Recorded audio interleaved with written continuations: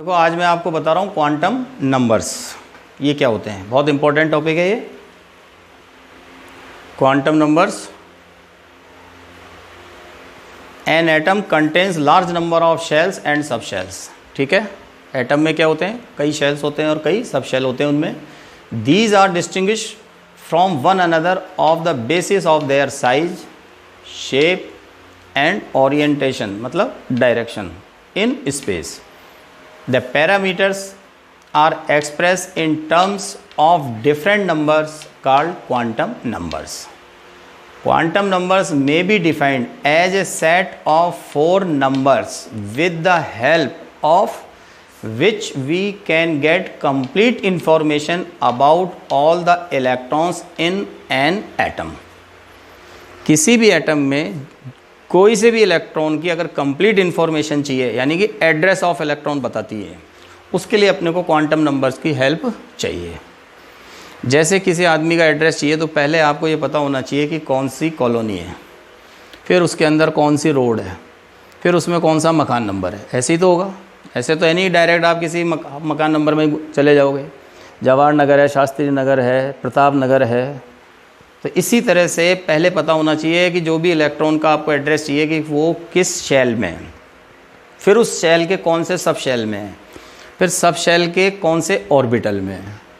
ठीक है, और ऑर्बिटल के अंदर वो क्लॉकवाइज मूवमेंट कर रहा है या एंटी क्लॉकवाइज घूम रहा है। तो देखो there are 4 types of quantum numbers. ठीक है, फर्स्ट है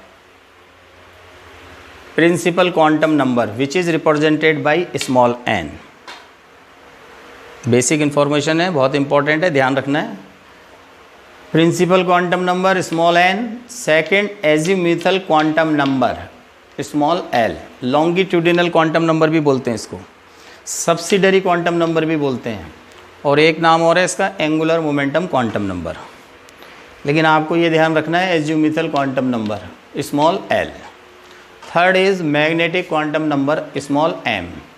fourth is spin quantum number small S. ठीक है, आज अपन 2 ही क्वांटम नंबर पढ़ेंगे, प्रिंसिपल क्वांटम नंबर और एजीम्यूथल क्वांटम नंबर, क्योंकि इन्हीं दोनों से अपने को ये पता चल जाएगा जो मैंने कल आपको बताया था कि जो इंक्रीजिंग ऑर्डर है ऑर्बिटल्स का वो कैसे डिसाइड हुआ। देखो principal quantum number N, it tells the main shell in which the electron is present and energy of that particular electron। Principal quantum number क्या बताता है अपने को, किसी भी इलेक्ट्रॉन जो है वो कौन से शेल में प्रेजेंट है। शेल क्या होता है, एनर्जी लेवल।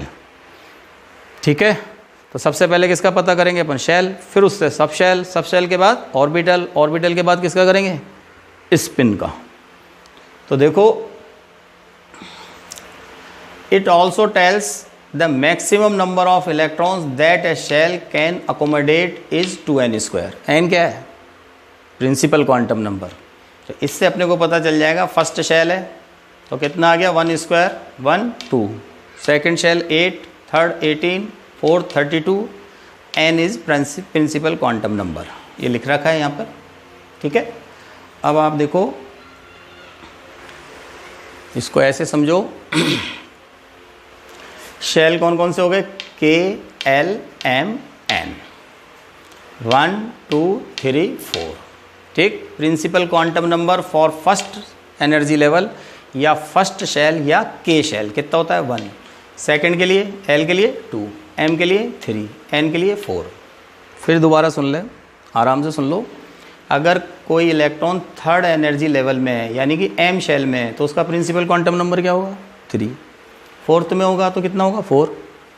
जिस शेल में इलेक्ट्रॉन होगा उसका प्रिंसिपल क्वांटम नंबर वो ही होगा, सिंपल सी बात है। Maximum number of electron first energy level या फर्स्ट शेल में कितने हो गए 2, सेकेंड में 8, थर्ड 18, फोर्थ 32। ठीक, तो इसमें तो कोई खास बात नहीं है। अब है एजीम्यूथल क्वांटम नंबर। देखो azimuthal quantum number represented by small L. This represents the number of sub shells present in the shell for a given value of N, values of possible vary from 0 to n-1। अब मैं समझा देता हूँ। ये क्या बता रहा है अपने को, number of sub shell present in the shell. एक तो अपने को ये पता चल जाएगा किसी भी शेल में कितने सब शेल प्रेजेंट हैं। दूसरी बात, किसी भी n की जो वैल्यू है, यानी कि जो प्रिंसिपल क्वांटम नंबर है उसकी जो भी वैल्यू है, उसके लिए l की वैल्यू की हमेशा क्या होगी, 0 से लेके n-1 तक। अभी समझ में आएगी। जैसे सपोज करो कोई फोर्थ शेल है, तो n इजिकल टू क्या हो गया, इलेक्ट्रॉन फोर्थ शेल में प्रेजेंट है, तो n इजिकल टू क्या हो गया, 4। तो जो l की वैल्यू होगी वो क्या होगी, या तो 0 हो सकती है, या 1 हो सकती है, या 2 हो सकती है, और या 3 हो सकती है, लेकिन n के इक्वल नहीं होगी। अब वो क्यों, अभी बताता हूँ। देखो आप, अब ये पहले एक बेसिक नॉलेज ले लो आप कि सब शेल कौन कौन से होते हैं, वो बताया था मैंने, S, P, D और F, 4 ही होते हैं। S के लिए 0, P के लिए 1, D के लिए 2, F के लिए 3 एज्यूमेथल क्वांटम नंबर। कोई सा भी S हो, चाहे 1S हो, चाहे 2S हो, चाहे 3S हो, चाहे 4S हो, 5S, 6S, कोई सा भी S हो, किसी भी शेल का जो S सब शेल होगा उसकी एज्यूमेथल क्वांटम नंबर हमेशा क्या रहेगी, 0। क्लियर। इसी तरह से कोई भी इलेक्ट्रॉन चाहे 2p में हो, चाहे 3p में हो, 1p तो होता ही नहीं है, 2p हो चाहे 3p हो, हमेशा 1 रहेगा। इसी तरह से 3d, 4d, 5d जो भी है 2 रहेगा। ये f कहाँ से स्टार्ट होता है, 4 से, तो 4f, 5f, 6f ऐसे चलेगा, तो उसके लिए l की वैल्यू हमेशा क्या रहेगी, 3। और इसके बाद मैक्सिमम नंबर ऑफ इलेक्ट्रॉन्स, ये मैंने कल भी बताया था आपको। देखो s सब शेल में कितने इलेक्ट्रॉन कैपेसिटी होती है, 2, P सब शेल 6, D में 10 और F 14, ये अपन जानते हैं। अब आप देखो for example n is equal to 4 किस किस के लिए हो सकता है, 4s, 4p, 4d, 4f। एक बात और बता देता हूँ, जो भी सब शेल से पहले नंबर लिखा हुआ हो वो प्रिंसिपल क्वांटम नंबर होगा। ठीक है, जैसे यहाँ 3p है तो 3 क्या है, प्रिंसिपल क्वांटम नंबर है। ये 3 क्या है, प्रिंसिपल क्वांटम नंबर है। ठीक है, तो 4 जो प्रिंसिपल क्वांटम नंबर है वो किस किस के लिए हो सकता है, 4s के लिए, 4p के लिए, 4d के लिए, 4f के लिए। अब देखो then value of l, 4s के लिए कितनी होगी, 0, 4p के लिए कितनी होगी, 1, 4d के लिए कितनी होगी, 2, और 4f के लिए कितनी होगी, 3। ठीक है, तो n की वैल्यू क्या आई, 0, 1, 2, 3। तो यहाँ क्या लिखा हुआ है, वेरी फ्रॉम 0 to n-1। या तो 0 हो जाएगी, या 1 हो जाएगी, या 2 हो जाएगी, या 3 हो जाएगी। अब ये कब कब होगी, जैसा भी सब शेल होगा, 4s, 4p, 4d, 4f, तो 3 से ज़्यादा नहीं हो सकती है। ठीक, इसी तरह से एक एग्जाम्पल और देखो, n इजिकल टू 3 किसके लिए होगा, 3s, 3p और 3d। थर्ड एनर्जी लेवल या थर्ड शेल में कौन कौन से सब शेल होते हैं, 3s, 3p और 3d। तीनों के लिए n की वैल्यू कितनी है, 3। तो l की वैल्यू क्या होगी, 3s के लिए 0, 3p के लिए 1 और 3d के लिए 2। तो यहाँ भी n-1 ही आया। ठीक, ये ध्यान रखना है आपको। अब दो क्वांटम नंबर मैंने आपको बताई। अब इससे क्या हेल्प मिलेगी वो देखो, कल जो किया था अपन ने वो आज आपको और समझ में आ जाएगा। एक टेबल है एनसीईआरटी अपनी बुक में बनी हुई है, arrangement of orbitals with increasing energy on the basis of n+l rule. n क्या है, प्रिंसिपल क्वांटम नंबर, और l क्या है, एज्यूमेथल क्वांटम नंबर। तो एक रूल है कि किसी भी ऑर्बिटल की n+l वैल्यू, जैसे 2 ऑर्बिटल हैं तो दोनों में से जिसकी n+l वैल्यू कम होगी उसकी एनर्जी कम होगी, ज़्यादा होगी तो ज़्यादा होगी। यानी कि energy of a orbital directly proportional to n+l value.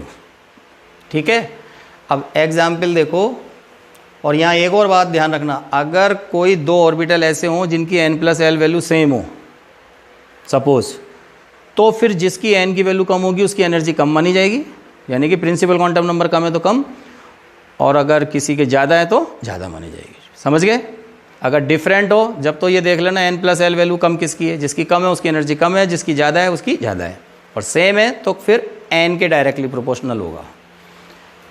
Example से समझ में आएगा। देखो n की वैल्यू 1s के लिए क्या है 1, और l क्या है s के लिए क्या होता है अभी बताया 0, तो टोटल क्या हो गया 1। तो सबसे कम एनर्जी किसकी होगी 1s की, इसलिए सबसे पहले इलेक्ट्रॉन किस में जा रहा है 1s में। ठीक, इसके बाद ये किस में जा रहा है इलेक्ट्रॉन 2s में। तो देखो 2s के लिए क्या है 2 + 0 तो कितनी आई 2, और 2p के लिए कितना है 2, और p के लिए l की वैल्यू कितनी होती है 1, तो कितना है 3। तो 3 और 2 में कौन सा कम है 2, तो फिर किस में जाएगा 2s में। अब इसके बाद किस में आ रहा है 2p में, इसके लिए कितनी हो गई 3। ठीक, अब यहाँ ध्यान रखना कि इसके बाद जो 3s है इसके लिए भी n वैल्यू कितनी है 3, और l की वैल्यू क्या है 0, तो टोटल क्या आया 3। तो इन दोनों के लिए n + l वैल्यू सेम है, कितनी 3।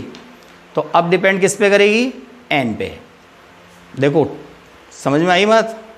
देखो 2p के लिए n की वैल्यू कितनी है यहाँ पर 2, has lower energy then 3s के लिए n की वैल्यू कितनी है 3। आगे बात समझ में। तो जब दोनों की सेम आ जाए तो केवल n देख लेना, और अगर डिफरेंट है तब तो कोई चक्कर ही नहीं है। तो किसके आ गया तो 2p के बाद 3s के बाद क्या आ गया 3p के लिए कितना हुआ 3 + 1 कितना हुआ 4। ठीक है, और 4s के लिए भी क्या है 4s के लिए भी अपन निकालेंगे तो क्या आएगा, देखो 4 + 0 4, तो 3p के लिए n क्या है 3, और 4s के लिए प्रिंसिपल क्वांटम नंबर क्या है 4। तो प्रिंसिपल क्वांटम नंबर कम किसका है इसका, तो कम एनर्जी इसकी होगी और उसके बाद इससे ज़्यादा इसकी होगी। तो पहले अपन क्या जाएंगे 3p में, ठीक है, उसके बाद किस में आएंगे 4s में। तो देखो 3p, उसके बाद किस में आए अपन 4s में। ठीक है, इस तरह से n + l वैल्यू अपने को निकालनी है सबकी, और इनको इंक्रीजिंग ऑर्डर में, इसी के बेसिस पर ये इंक्रीजिंग ऑर्डर में अरेंजमेंट हुआ है। तो सबसे कम एनर्जी किसकी आ रही है 1s, फिर 2s, फिर 2p, 3s, 3p, 4s, 3d, 4p, 5s, ऐसे अपने को चलना है, और ये सब n + l वैल्यू निकालना है। जैसे अब देखो यहाँ कितना है 4p, तो 4 के लिए क्या हो गया 4, p के लिए क्या होता है l 1, तो 4 + 1 क्या हो गया 5, और 5s के लिए भी क्या हो गया 5 + 0 5। तो n देख लो कम किसका है, इसका है ना, तो इसमें आएगी।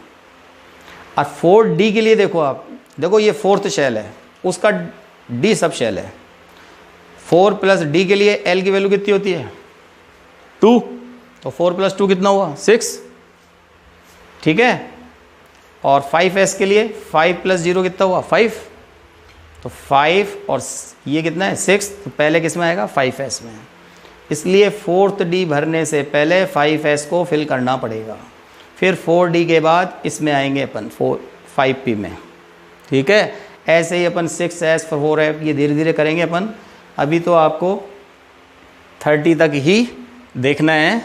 जैसे मैं आपको एग्जाम्पल और दे रहा हूँ, देखो example, right the orbital rotation for the following quantum numbers. आपको ये बताना है कौन सा ऑर्बिटल है। जैसे n क्या दे रखा है अपने को 4, और l क्या दे रखा है 2, तो 4 का मतलब तो ये 4, l की वैल्यू कितनी है 2, तो एज्यूमिथल क्वांटम नंबर 2 किसके लिए होता है बताया अभी मैंने d सब शेल के लिए, तो आंसर क्या आएगा 4d।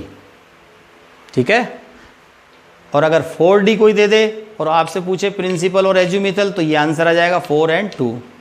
भाई किसी आदमी का पता है तो उसका एड्रेस बता दो, और किसी का एड्रेस पता है तो उस आदमी का नाम बता दो, क्यों। तो देखो n = 2 और l = 1, तो क्या हो गया 2p। अरे भाई ये तो 2 दिख ही रहा है, और एज्यूमिथल 1 किसका होता है p का, तो कौन सा सबशेल हो गया 2p। ठीक है, जितने भी 2p सबशेल हैं, उसके जितने भी 2p सबशेल में ऑर्बिटल आएंगे उन सब के लिए क्या आएगा 2p आएगा, 2 और 1। तो देखो n = क्या है 3, और l = क्या है 0, तो कौन सा सबशेल हुआ 3s। ठीक है, तो ऐसे अपन निकालेंगे। एक एग्जाम्पल और है, the configuration of potassium 19 is 1s2 2s2 2p6 3s2 4s1 and not 1s2 2s2 2p6 3s2 3p6 3d1। तो ये पूछ रहा है ऐसा क्यों नहीं करते अपन, यानी कि ये कह रहा है 3d भरने से पहले 4s में आपने एक इलेक्ट्रॉन क्यों फिल किया। तो उसका आंसर वही है, according to aufbau principle electrons first fill in a subshell of lower energy level. Lower energy level का मतलब lower value n+l, lower n+l value, ठीक है। द एनर्जी ऑफ 4s कितनी है, 4 + 0 4 is lower than that of 3d कितनी है, 3 + 2 5। तो n+l value किसकी कम है, किसकी कम है, 4s की, किससे, 3d से। इसके लिए कितनी है 5 और इसके लिए कितनी है 4। So the electronic configuration is 1s2 2s2 2p6 3s2 3p6, ठीक। और फिर 3d से पहले क्या भर दिया अपन ने, 4s1। Tomorrow we will write electronic configuration atomic number 1 to 30। तो अभी इसकी और प्रैक्टिस करेंगे अपन।